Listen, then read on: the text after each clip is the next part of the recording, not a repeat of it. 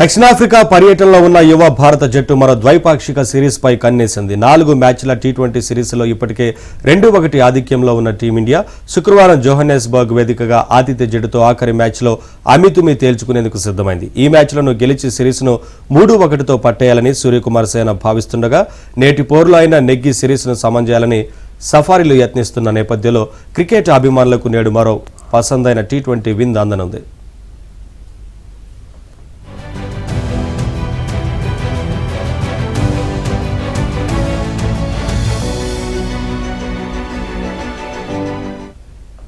ఈ సిరీస్లో సంజు శాంసన్, తిలక్ వర్మ తలా ఓ సెంచరీలతో ఫామ్ను చాటుకున్నారు.